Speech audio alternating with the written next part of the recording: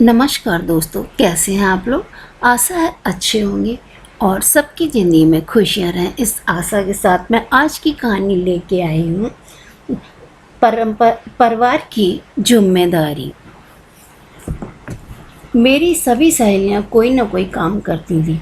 एक मैं ही थी जो कुछ काम नहीं करती थी, बस बच्चों या परिवार की जिम्मेदारी में फंसी रहती। हमें पैसों की कोई कमी नहीं थी, फिर भी मेरे मन में ये बात घर कर गई कि मैं कुछ नहीं करती, मैं कुछ नहीं कमाती।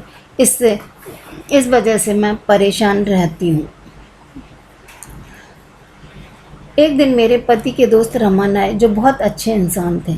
जब उन्होंने मेरी परेशानी सुनी तो उन्होंने मुझे समझाया, भाभी आप क्यों परेशान होती हैं? पैसा कमाना ही सब कुछ नहीं होता। आप क्यों सोच रहे हो कि पैसा कमाता है वही काम करता है या उसका ही नाम होता है। हाँ, अगर आप में कोई शौक़ है तो उस पर ध्यान दो, समाज के लिए कुछ करो, एनजीओ ज्वाइन करो। मदर टेरेसा कोई काम करके पैसे नहीं कमाती थी, उनकी सेवा से पूरी दुनिया उन्हें जानती थी। वाकई उनकी बातों से मेरे मन को बहुत अच्छा लगा।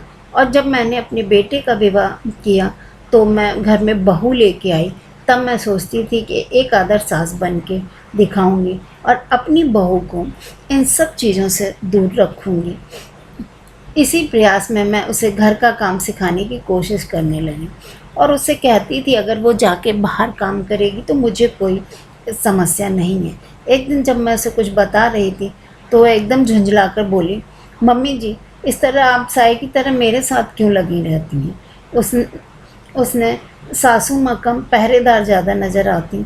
आप मुझे नासमझ बेटी के रूप में देखना चाहती हैं या फिर समझदार बहू के रूप में? मैं उसके ऐसे तेवर देख के हैरान रह गई। खुद को संयत कर बोली, समझदार बहू? तो फिर मुझे गलतियाँ करने दो। बच्चा गिरकर ही चलना सीखता है, उंगली पकड़कर नहीं।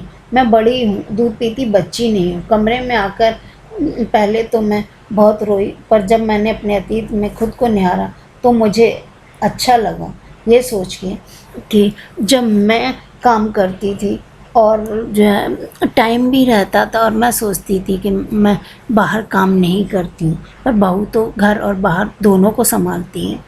दोस्तों, अगर आप लोगों को इस कहानी में कुछ भी अच्छा लगे तो प्लीज़ एक थम्स अप बनता है। धन्यवाद।